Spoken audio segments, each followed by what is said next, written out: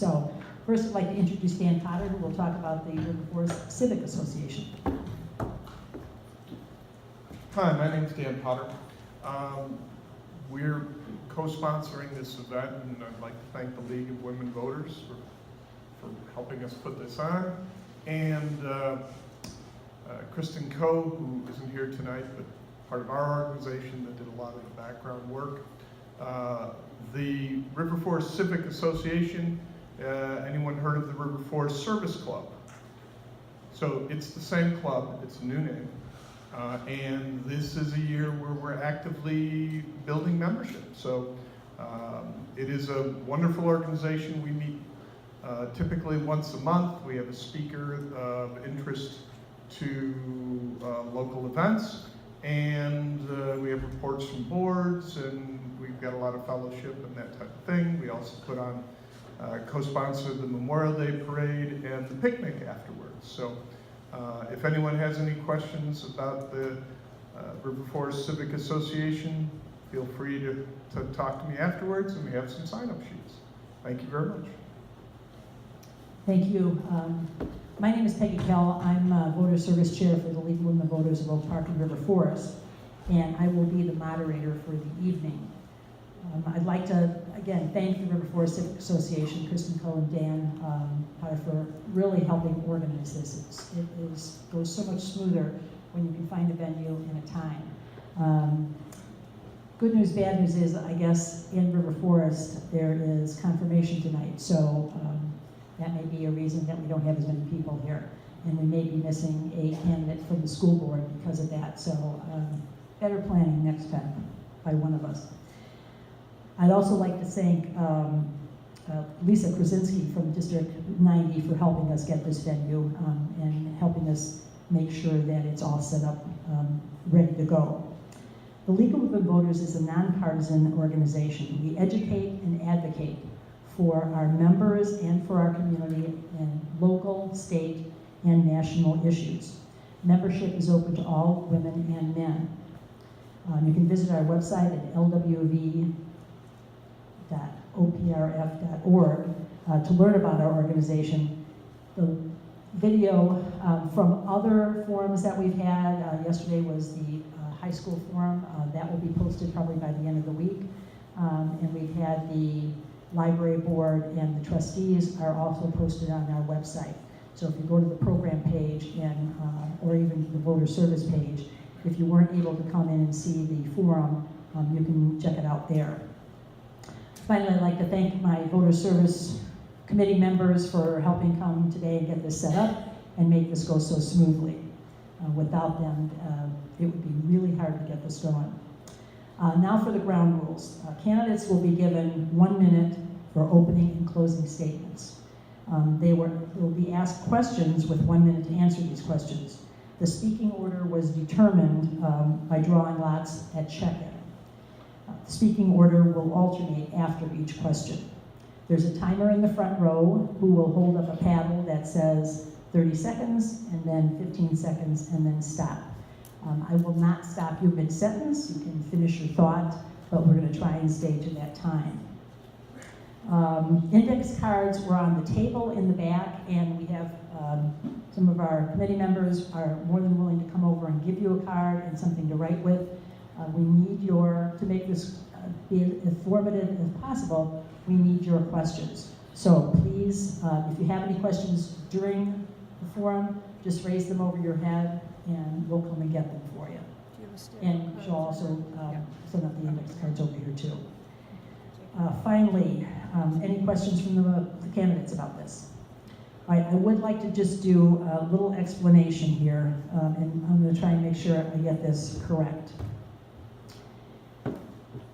First, the park board, it's transitioning from 6-year board terms to 4-year board terms. So there are 2 openings for the park board with 3 people running. Whoever wins out of these 3 candidates, the 2 people, then will have a coin flip to see which one will get a 2-year term and which one will get a 4-year term. That will begin the transition of getting all the terms to 4 years. the next election, the next one will be a 4-year term, and so it will take a few years and a few elections, but then they'll all be on 4-year terms.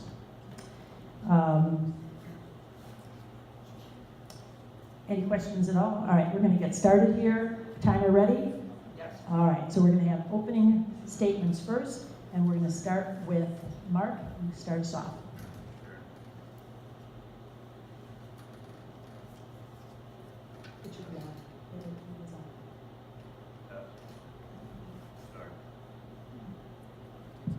Here we go.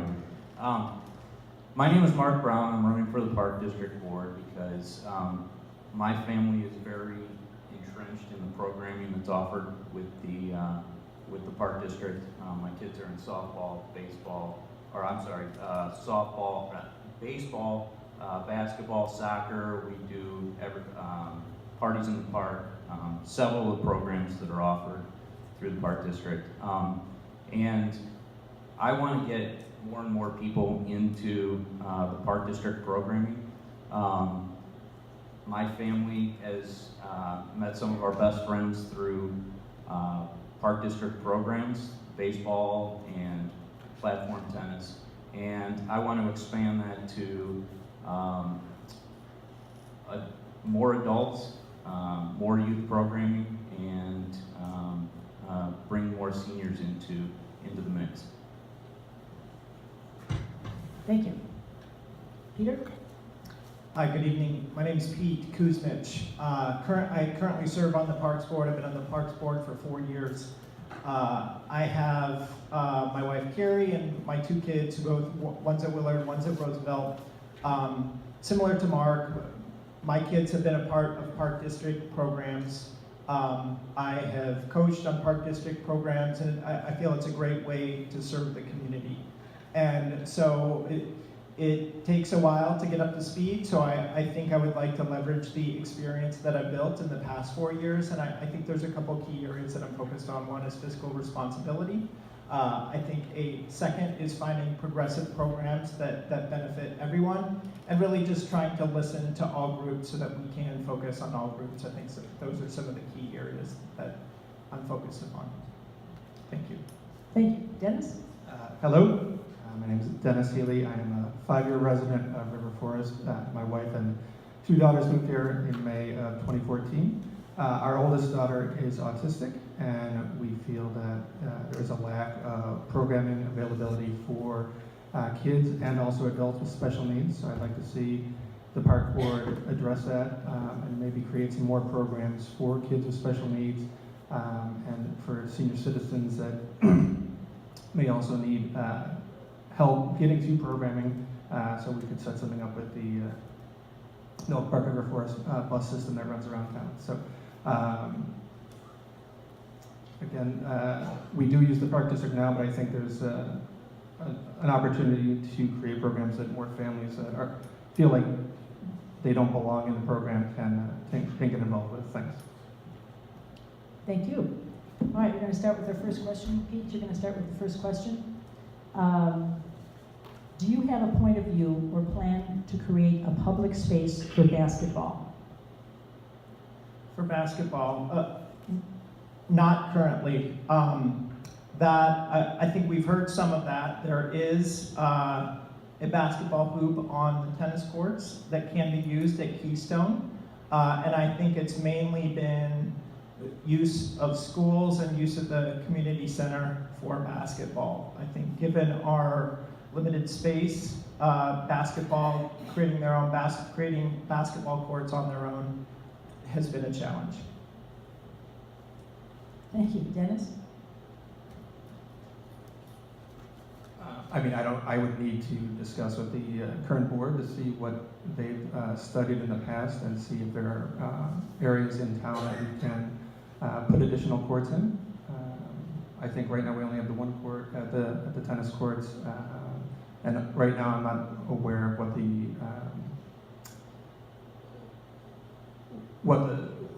how many people are clamoring for additional basketball courts. So I need to know the numbers and kind of figure out and go from there. Thank you. Mark? When it comes to basketball and indoor facilities in general, I would like to see more partnerships with the facilities that are available in our community, whether that be the schools or the universities. I know this has been tried in the past to allow the park district or to pay the school, for the park district to pay the schools a fee in order to use their facilities. And there's been mixed results when it comes to these initiatives. And I want to reopen these lines of communication with these schools to see if we can use their space more than we currently do now. We have the funds to be able to do these things, and I think these are the kinds of things that we should be spending those funds on. Thank you. Dennis, you're going to start this next one, and you know what? We're going to do this for 90 seconds, okay? Because we want a rich discussion here, and we don't have as many questions as we have candidates, so we want to expand the time. And you guys are being very succinct. Yes, they are. So let's see if you can expand on this. There you go. It's my understanding that the commissioner vote regarding artificial turf for the baseball, softball infields at Keystone Park will occur after the April 2nd election, but before the elected or re-elected commissioners are sworn in. I have a two-part question. Given that there is not a full board currently seated, do you feel the vote should be delayed until all 5 seats are filled with community representatives? And 2, assuming an April vote, how will the sitting commissioners vote, and how would the non-sitting candidates vote on the current artificial question, as well as possible future expansion of turf in River Forest? Maybe that's a 5-minute answer instead of... My understanding is they need, on April 4th, they'll have the community discussion. In order for it to be called to a vote, they need a majority of the board to say that we're going to call it to a vote. So there may not be a majority at that time. So of course, then I would extend it until May. With that said, I've studied both sides of the issues. I've met with baseball, I've gone to the fields, I've looked at turf, I've read all the reports, and as of this minute, I would vote no on installing turf. I think there's too many variables still unanswered. I also think that the fact is the field is on a water retention site, and even if you do put turf, it won't necessarily drain immediately. I think you'll still see standing water. We put French drains in our backyard this summer, knowing that it would help alleviate the flooding, but we still have standing water after extremely heavy rains. And I think there's a great possibility that's what we will see with the turf, which will ultimately lead to the turf probably wearing down quicker than 10 years, which would add an additional cost of having to replace the turf before the 10-year window, which is what is being quoted as of now. Okay, thank you. Mark? Much like Dennis, I think there's a lot of open questions that still remain for me. First of all, I know that this is being quoted out as probably by manufacturers that it'll last for 10 years. I'd like to hear from other communities as to actually how long it will last, as opposed to what the manufacturer is saying. I doubt the manufacturer is going to guarantee it for 10 years. Also in the FAQ, there was a question that said, will this end up being recycled or in landfill afterwards? And the response was, we'll ask the question, essentially. I think we need to have more answers as to what the third-party vendor will actually do. I would only do it if it were going to be recycled. The other question that I have about it is, will the headcount fee be increased for River Forest youth baseball and softball? They mentioned that this might be addressed, but there were no definitive answers as to how much the fee would go up. And I also want to look at the assumptions that are related to additional programming that they assume will be available. All in all, the original proposal for this was for the baseball field only. And for the softball field only. I don't think I don't think the community wants that extended to the baseball field. I think it's a beautiful field. So as it stands right now, I wouldn't be for the current proposal. That being said, I could probably get behind a softball in the turf field if some of these questions were answered appropriately. Thank you. Peter or Pete? I think to the first part of the question around the board, I think it should be voted upon with a full board, especially come April 4th. Say I don't get elected, I'm still technically sitting on the board in that meeting. I don't think there should be a vote in that meeting. To the point of turf on the fields, I think it's been a hot topic. It's been one I've been close to because I've been on this committee to study it. I think a lot of people have associated me as the pro-turf person because I've been on that committee, but really that was to try and bring some closure to this issue. I think I'm not against turf. I think there are some scenarios, and we've met with a lot of people over the past year, and they've had positive things to say about turf. I mean, I think the benefits are, on a day like today in March, you can be out there and kids can be playing, and I think that there is goodness to that. Now, there are environmental and health concerns that we need to make sure we're covered and feel good about those. So to these two baseball fields, in summary, I think based upon all the research that we've done, I think it's a major fix for a minor problem. So as it stands now, I would vote against that. I do think there are some scenarios where if we could get more usability, use it for more programs, have it possibly available for kids, I think there is interest in that, but I think we want to go through the same process that we've gone through now in terms of getting a lot of feedback for that. Also in terms of voting against it, that there has been a lot of feedback against it, and I think we've listened to that and heard that. Thank you. Mark, you're going to get the next question first.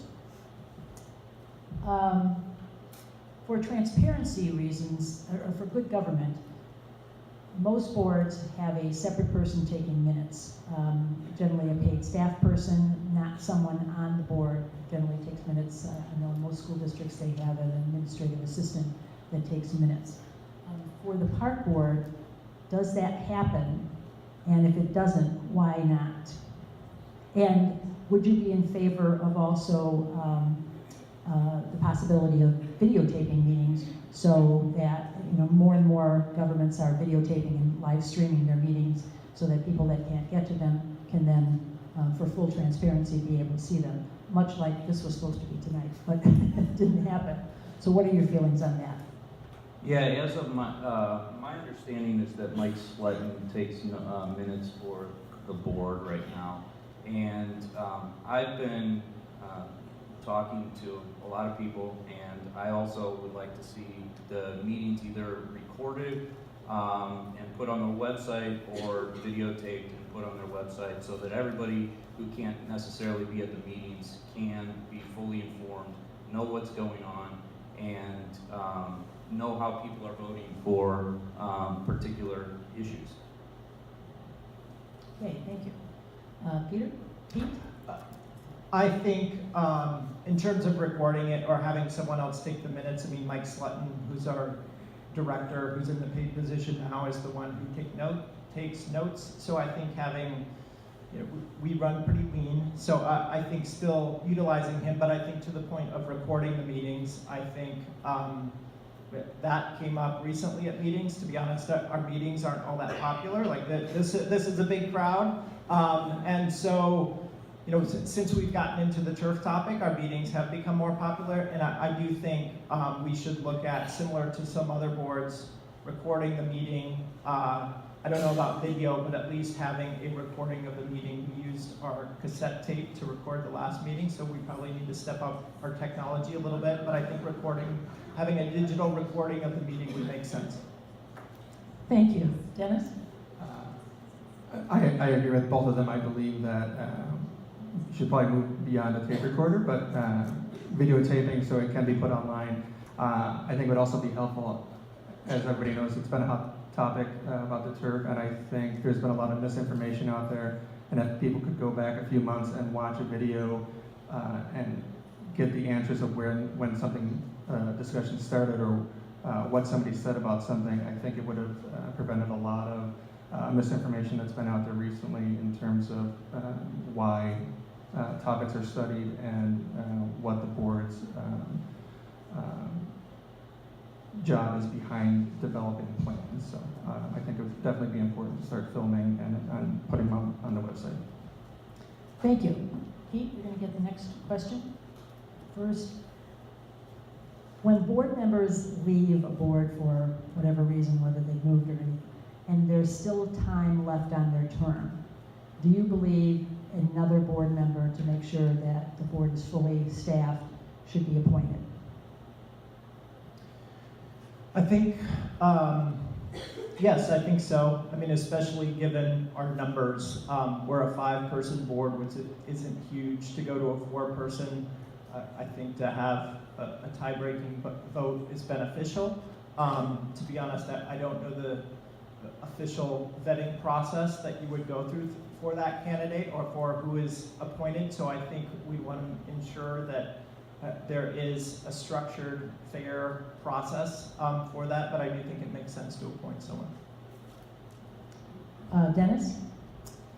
I think as it is now, it doesn't make much sense to replace Molly with 1 month to go, but if it was a longer amount of time, maybe go back to old board members and see if they could step in or would be willing to volunteer until there's either a special election or just a general election, depending on how much time that they would have to serve. Thank you. Mark? Yeah, I agree with these guys that there should be someone appointed to the board. I think a special election would probably be a little bit too costly for the amount of turnout that we would get for something like that. However, I do think the board, I like the idea of maybe going to past board members or something, maybe at the village level to see if they could join as well. Thank you. Where are we at here? We've lost track. Thank you. Dennis, you get the next first question. There has been information in the papers about River Forest and or park districts working with the high school, the possibility of them working with the high school, or start to look into a community center, a shared community center. What are your thoughts on that, and how do you think that will play out? I'm all for River Forest partnering with any local community, not just a park, to determine if it's feasible to build a joint community center. Separate of that, I think, a couple years ago they discussed building a different community center at Keystone Park. I'd like to revisit that and see if there's a park somewhere in the park that we could put a community center that could also house a separate wing for a pre-kindergarten or a kindergarten, since our schools are running out of room for full-day kindergarten, which I'm sure will be a topic here in about 20 minutes.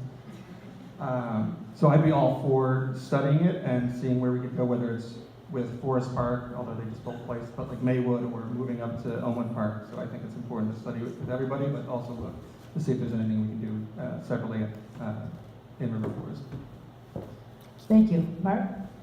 I think the concept is a good idea, to be able to collaborate with other communities to see if we can come together on a joint agreement on something like that. The reality is, from my understanding, that the community of River Forest doesn't want to cross over the major streets when it comes to a community center. So if that is located in Oak Park or Forest Park or Elmwood Park, it seems to me, and from my understanding, the community would be against it. So I would have to weigh that in to whatever decision, wherever they decided to put such a venue. Thank you. Pete? I think we always want to listen when Oak Park is looking into these types of things. I mean, we are space challenged, so if we can collaborate on something and pool our money to build a better facility that can be used by all. There's interest in that. But I think, to add to what Mark said, I think location is a major concern. I think from the studies that we've had and the discussions that we've had, that location is key, that people don't want to travel too far. They like having their facilities close. And so I think that would be a big factor in just ensuring that we're on equal ground, that Oak Park, being a larger community, may bring more money to the scenario, bring more money to that situation. And so I think we'd want to make sure we're equal in terms of use and facilities and times and things like that. So definitely something to consider, but we want to make sure it works out for our residents. Thank you. Mark, you're going to start the next one. What sets you apart from the other candidates? What sets me apart from the other candidates? I'm an active participant in the Park District programming, and I have enjoyed the camaraderie that goes along with sports in the community. I've met many of friends through the Park District programs, and what I want to do is expand that to everybody in the community, not just more youth programming, but more adult programming, and also senior programming, more senior programming. Thank you. Pete? Experience. I've been there. I mean, we were comparing notes. We all have, I think, 2 kids. They're at Willard. So, you know, there's probably a lot more similarities than differences, I think, experience, but just trying to listen and do the right thing. I think in some ways we all want to do that, but leveraging experience to try and build upon that and really hit the ground running. Thank you. Dennis? I would like Pete said, I mean, I think we all kind of come from similar backgrounds in terms of 2 kids in the Willard School District. Pete and I both have kids here at Roosevelt. I think I come at it differently because I do have a child with special needs, and I want to make sure that she feels like she's a part of the community.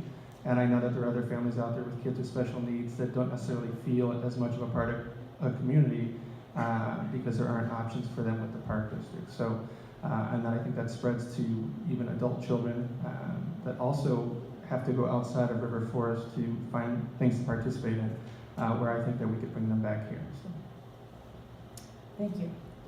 Okay, we talked about a shared sort of community center, but how about your own River Forest Community Center on Madison? What's the thoughts on, or is there any thought on reimagining what that is used for, how you're going to change it, keep it the same? What's your thoughts on the River Forest Community Center in Madison? I think it's within River Forest. It's a great location. I do think it needs some updating, and I think Park District, along with the village, has had detailed discussions on that. So knowing we're challenged on space, that's an obvious choice to look to. So I think there is more that can be leveraged there, and I think looking to update and possibly redesign that is one of the top areas we can and should focus upon, given our constraints on space and size. Okay, thank you, Dennis.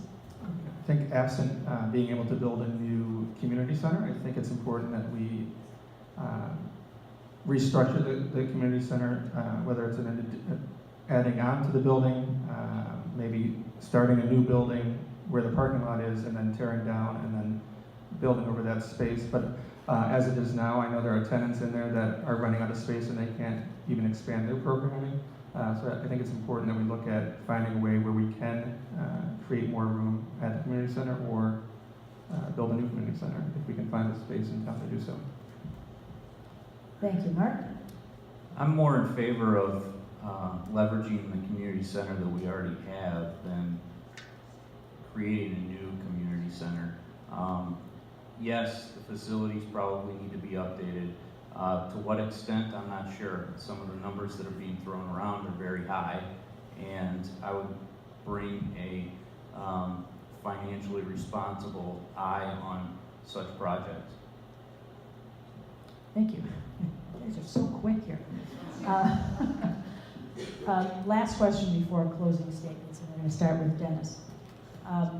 If Forest Park combines their boys' baseball program with River Forest, do you know if there's discussions to use River Forest and Forest Park fields for the games? Honestly, that's the first I've heard of that. Is that Okay. I didn't know that they were looking to. This is my first year with River Forest Youth Baseball in T-ball, so I'm not completely in tune with their discussions on. I do know that they were discussing creating a bigger league with girls, 5th and 6th grade, but I had not heard about boys. Yeah, this is a new idea for me too. This is the first time hearing of it as well. I would anticipate we would have to use fields on both River Forest and Forest Park to allow for this to happen. And I'd be open to that. Okay. Pete? I agree. I haven't heard it either, to be honest, but I think it would only make sense that if, I know things are pretty tight right now in terms of schedules, and so I would think we would need to leverage their fields as well to make it all work from a scheduling standpoint. It's a pretty high demand activity, and adding more people to that, I think we need to leverage their fields. Great. Okay, we're going to end with closing statements now, and Mark, you're going to start again. Thanks a lot, everybody, for coming out. I think this is very important for our community to know what people stand for. I'm running for the Park District Board because I have 2 kids. My wife and I are all heavily invested in the Park District programs. And I want to see everybody get involved in the Park District because I have enjoyed so many activities that the Park District has offered, and I think everybody should be able to experience that. I want to see more youth programming, more adult programming, and more adult programming, or senior programming. We have the resources to be able to do this, and I think it's just takes a little imagination and to go out there and execute on it. Thank you. Pete? So I think I failed to mention in my introduction, we've lived here 10 years. As you've heard, my kids are still in the midst of school. We plan to be here for a while. So I think really just continuing to leverage good things. I mean, our location is great. And so finding progressive ways to introduce new programs, constantly looking at programs, and the ones that are low demand, finding ways to replace those with new and innovative programs. I think that's important. We've got a great community and we want to continue to build upon that. Thank you. Dennis? Again, thank you for coming out. Again, I just want to make sure that our Park District is servicing all members of our community, and I think right now we are underserving some of our residents, so I would like to continue the discussion with the board to find programs that would meet the needs of all residents, so everybody can enjoy the Park District. All right, I'd like to thank the candidates for not only showing up tonight, but also stepping forward to run. Great job. We will have about a 5-minute break as we transition into the next group, so thank you very much.